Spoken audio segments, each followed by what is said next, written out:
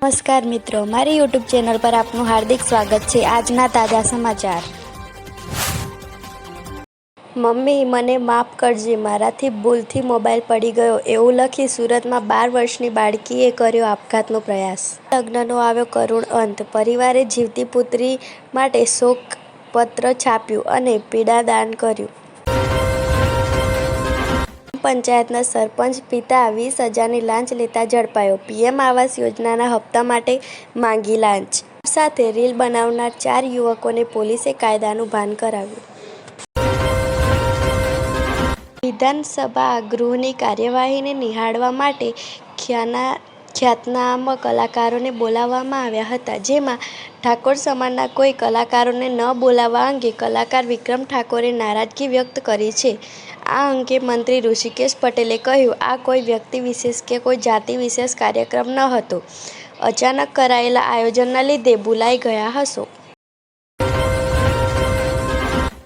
જો મિત્રો, અમારી ચેનલ પર તમે નવા હોય તો અમારી ચેનલને સબસ્ક્રાઇબ જરૂરથી કરજો।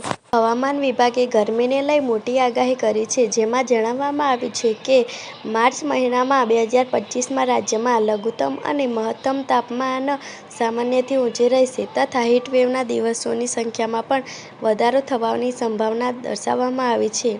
એવામાં હવામાન વિભાગ દ્વારા આગાહી કરવામાં આવી છે કે 15 દિવસ સૌરાષ્ટ્ર તથા કચ્છના કેટલાક જિલ્લામાં ગરમીનું યલો એલર્ટ જાહેર કરવામાં આવ્યું છે। આ ઉપરાંત આગામી 5 દિવસ ગુજરાતના દરિયાકાંઠાના વિસ્તારમાં ગરમ ભેજયુક્ત પવન ફૂંકાય તેવી શક્યતા છે।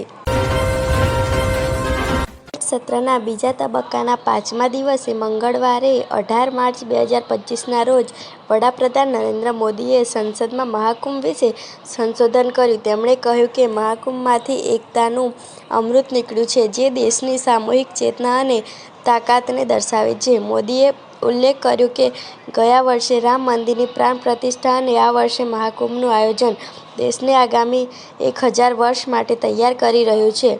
તેમણે ભારપૂર્વક જણાવ્યું કે આવી ઘટનાઓ આવનારી પેઢીઓ માટે પ્રેરણાદાયી રૂપ બનશે।